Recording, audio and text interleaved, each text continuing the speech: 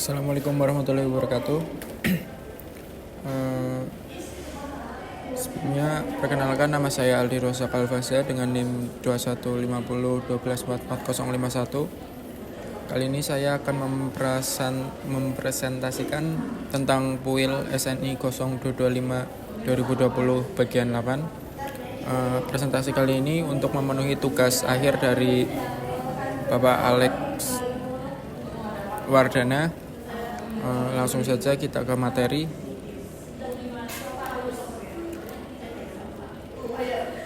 Apa sih PUIL SNI 0225? PUIL atau Persyaratan Umum Instalasi Listrik SNI 0225 adalah standar nasional Indonesia yang mengatur persyaratan umum instalasi listrik di Indonesia. Standar ini menjadi acuan dalam pemasangan instalasi listrik untuk berbagai jenis bangunan, mulai dari perumahan hingga industri.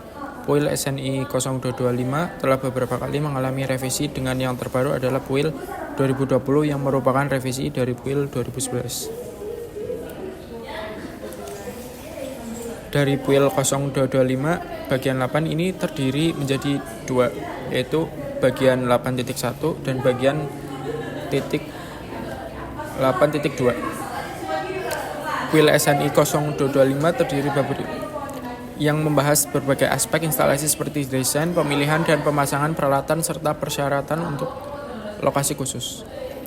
Bagian 8.1 mengenai efisiensi energi, dan bagian 8.2 adalah instalasi voltase rendah prosumer. Dari bagian 8.1 yaitu aspek fungsional atau efisiensi tinggi. Isi dokumen bagian 8.1 adalah bagian PUIL ini menetapkan persyaratan, rekomendasi, dan metode tambahan untuk desain, pemasangan, pengoperasional, serta verifikasi instalasi listrik tegangan rendah, termasuk sistem produksi dan penyimpanan energi lokal guna mengoptimalkan efisiensi penggunaan tenaga listrik. Dokumen ini berlaku untuk instalasi baru maupun modifikasi, mencakup instalasi dalam gedung, tetapi tidak berlaku untuk produk karena efisiensi produk diatur dalam standar khusus. Jika standar lain memberikan ketentuan khusus, misalnya ISO 20140, ketentuan tersebut dapat menggantikan dokumen ini. Publikasi ini juga dimaksud sebagai acuan bagi komite teknis dalam penyusunan standar sesuai IEC GWID 118 dan 119. Tujuan bagian 8.1 yaitu 1. Mengurangi biaya operasional listrik, 2. Mendukung keberlanjutan lingkungan, 3. Memenuhi regulasi hemat energi. Dari 8.1 langsung saja kita ke poin 4. Karena poin 1 dan 3 itu masih termasuk umum ya. Jadi kita langsung ke poin 4 untuk ke prinsip fundamentalnya. Dari poin 4 berisi prinsip dasar efisiensi energi dalam instalasi listrik, yaitu 1. Mencapai penggunaan energi listrik yang optimal dan efisien tanpa mengorbankan keselamatan, keandalan, dan fungsi instalasi. 2. Pertimbangan efisiensi energi dilakukan sejak tahap desain, pemasangan, pengoperasionalan, dan pemeliharaan. 3. Instalasi harus dirancang agar dapat mengukur, memantau, dan mengendalikan konsumsi energi. 4. Adalah pemilihan peralatan yang efisien, misalnya transformator, motor, pencahayaan, wajib diutamakan. Yang terakhir, sistem harus mempertimbangkan teknologi otomasi dan manajemen energi. Dari poin 8.1 dari bagian 8.1.5 yaitu berisi sektor kegiatan.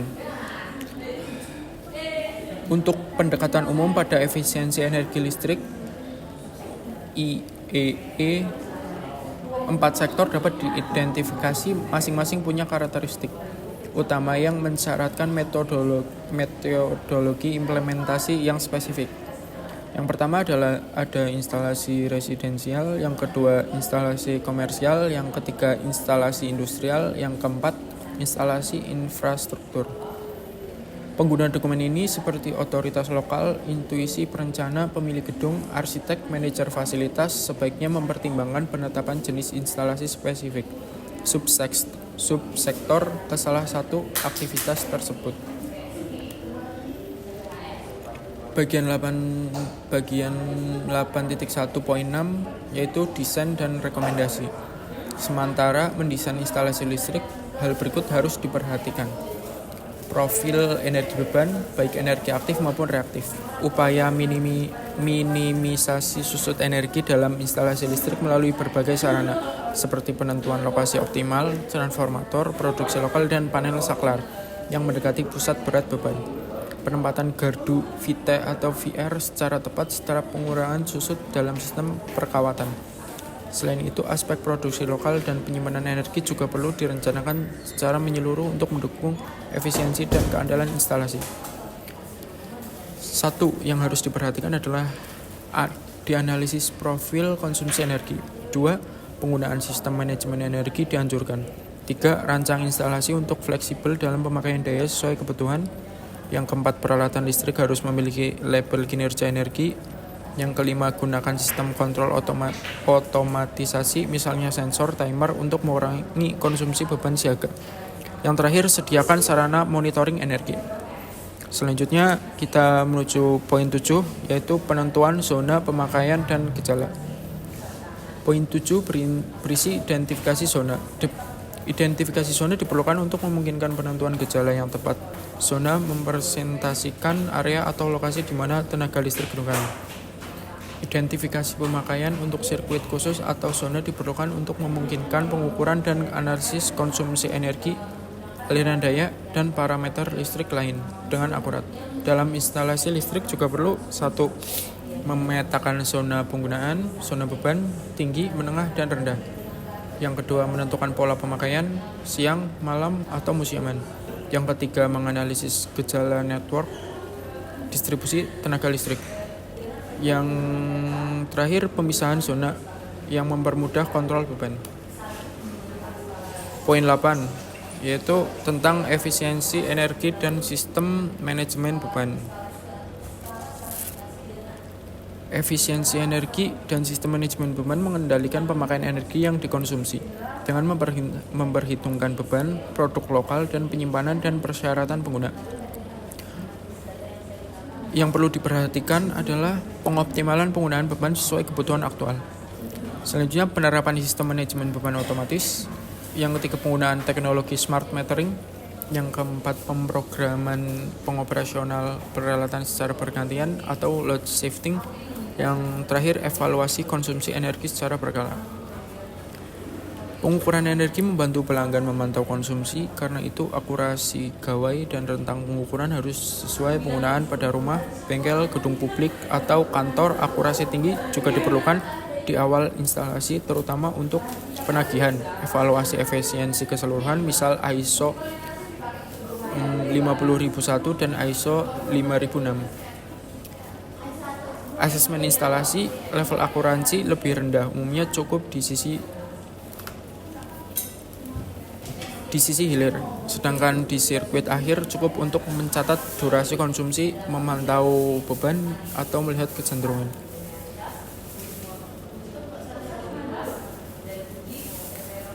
Selanjutnya poin 9.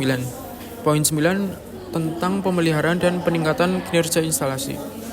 Implementasi tindakan efisiensi energi listrik aktif atau pasif. Mensyaratkan pendekatan terpadu ke instalasi listrik seperti optimalisasi konsumsi energi listrik, mensyaratkan pertimbangan semua mode operasi instalasi. Pendekatan efisiensi energi listrik berkaitan dengan siklus permanen yang diikuti selama perpanjang hidup instalasi listrik. Sekali pengukuran dilakukan sekali, jarang, atau secara permanen. Ketentuan identifikasi perlu diimplementasikan mengikuti verifikasi dan pemeliharaan yang dilakukan secara reguler. Pengukuran indikator sebaiknya diulang, diikuti, dan ketentuan baru dan pemeliharaan baru. Hal yang harus diperhatikan untuk pemeliharaan dan peningkatan kinerja instalasi adalah 1. Peralatan bekerja sesuai spesifikasi efisiensi. Sistem kontrol dan monitoring berfungsi baik. Audit energi rutin dilakukan. Modernisasi peralatan dilakukan bila terdapat teknologi yang lebih efisien. Yang terakhir, dokumentasi pemeliharaan disimpan untuk evaluasi. Selanjutnya poin 10. Parameter untuk implementasi tindakan efisiensi. Poin 10 memberikan persyaratan untuk analisis atau sarana bahwa desainer instalasi listrik atau manajer fasilitas harus menggunakan untuk menentukan tindakan efisiensi, aktif atau pasif. Untuk mencapai level kinerja efisiensi energi, tindakan dan level ini digunakan untuk membentuk profil instalasi dan kelas efisiensi instalasi listrik. Parameter yang digunakan meliputi 1. Konsumsi energi spesifik kWh meter kubik atau kWh atau per unit produk. Yang selanjutnya faktor daya. Ketiga, kerugian jaringan distribusi. Yang keempat, indeks performa energi. Yang terakhir, target penghematan energi tahunan. Poin 11 yaitu tindakan efisiensi energi. Poin 11 berisi pengukuran harus dianalisis, kemudian dilakukan tindakan langsung atau terprogram. Tindakan langsung berupa perbaikan efisiensi energi secara segera, seperti menutup atau membuka jendela, atau mengendalikan suhu gedung. Sementara itu, tindakan terprogram dilakukan dengan menganalisis daya pengukuran selama periode tertentu, misalnya setahun, dan membandingkan hasilnya dengan sasaran yang telah ditetapkan selanjutnya. Tindakan perbaikan harus ditentukan berdasarkan hasil tersebut. Dengan itu harus diperhatikan juga dalam pemilihan peralatan hemat energi. Yang kedua, penggunaan sistem kontrol otomatis. Yang ketiga, perbaikan faktor daya dengan kompensasi daya reaktif. Yang keempat, optimalisasi distribusi tenaga listrik. Yang kelima, pengaturan pencahayaan alami dan buatan. Yang selanjutnya, implementasi teknologi energi terbarukan. Yang terakhir, edukasi pengguna untuk pola pemakaian efisien. Selanjutnya kita menuju bagian 8.2 tentang instalasi listrik voltase rendah prosumer. Isi dari bagian 8.2 adalah bagian puil ini menetapkan persyaratan, tindakan, dan rekomendasi tambahan untuk desain, pemasangan, dan verifikasi instalasi listrik voltase rendah, termasuk produksi dan penyimpanan energi lokal agar kompatibel dengan sistem yang ada maupun mendatang, setelah mendukung suplai ke pemanfaatan listrik atau jaringan publik. Instalasi tersebut dirancang sebagai instalasi listrik prosumer ILP. Dokumen ini juga memuat ketentuan perilaku dan tindakan ILP untuk memastikan efisiensi berkelanjutan dan operasi aman dalam integrasi ke smart grid. Persyaratan ini berlaku bagi instalasi baru maupun modifikasi instalasi lama sesuai ruang lingkup puil. Apa sih prosumer itu? Prosumer atau produk consumer puil 2020 bagian 8.2 juga membahas persyaratan khusus untuk instalasi listrik prosumer, yaitu instalasi yang menghasilkan dan mengonsumsi energi listrik sendiri, serta berpotensi terhubung ke jaringan publik. Integrasi dengan smart grid. Standar ini juga mencakup persyaratan untuk memastikan kompatibilitas dan operasi yang aman dari instalasi prosumer ketika terhubung dengan jaringan cerdas atau smart grid. Bagian 8.2 juga terdapat ruang lingkup dan tujuan instalasi prosumer. Yang pertama, ruang lingkup.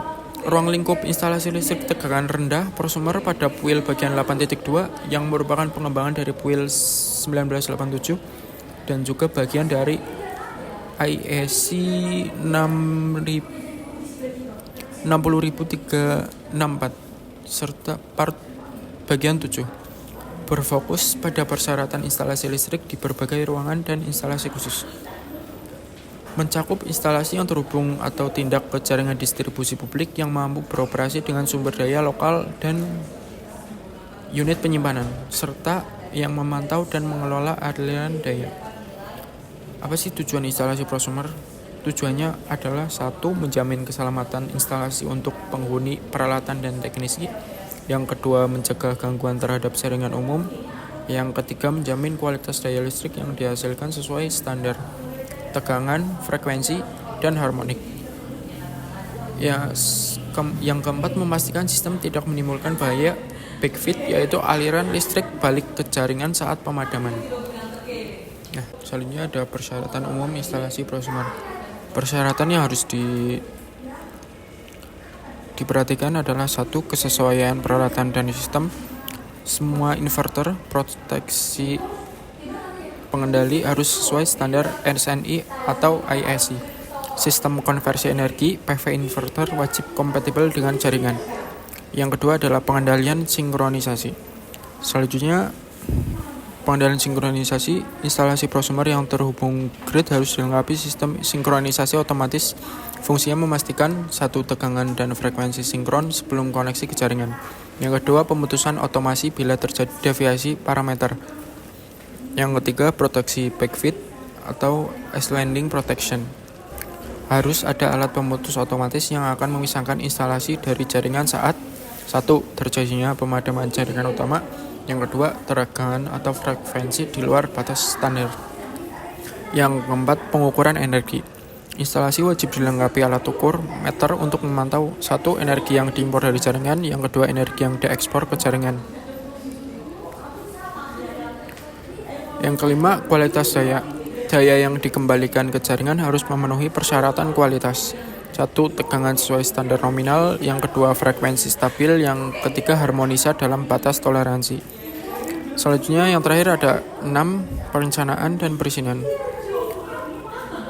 Perencanaan dan perizinan perlu memerlukan rencana pemasangan harus dikaji bersama pihak operator jaringan atau PLN.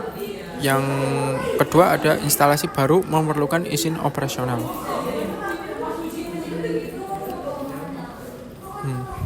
Selanjutnya ada contoh sistem prosumer. Contoh.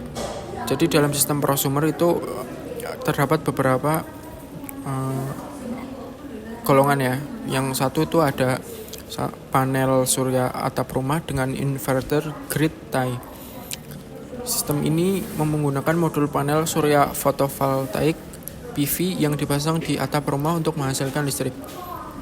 Yang kedua, sistem baterai rumah ISS. Sistem penyimpanan energi yang menyimpan listrik dari panel surya atau jaringan PLN pada siang hari, lalu digunakan malam hari atau saat pemadaman. Yang ketiga ada sistem mikroturbin yang terhubung ke jaringan. Mikroturbin sendiri yaitu gas atau biogas berkapasitas kecil, biasanya 3.000 sampai 5.000 kW, dipasang di lokasi pengguna.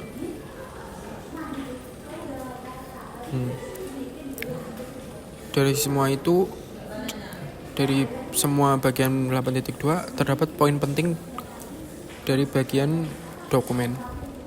Yang pertama ada satu, sistem prosumer wajib memiliki proteksi isolasi otomatis agar tidak membahayakan teknisi saat jaringan pemadam. Yang kedua, semua peralatan harus memiliki sertifikasi keamanan. Yang ketiga, instalasi hanya boleh dioperasikan setelah verifikasi sesuai ketentuan. Selanjutnya ada manfaat sistem prosumer. Manfaat sistem prosumer sendiri, satu adalah untuk mengurangi tagihan listrik, yang kedua meningkatkan pemanfaatan energi terbarukan, yang ketiga menjadi cadangan daya bila PLN padam. Sekian presentasi dari saya, kurang lebihnya mohon maaf. Wassalamualaikum warahmatullahi wabarakatuh.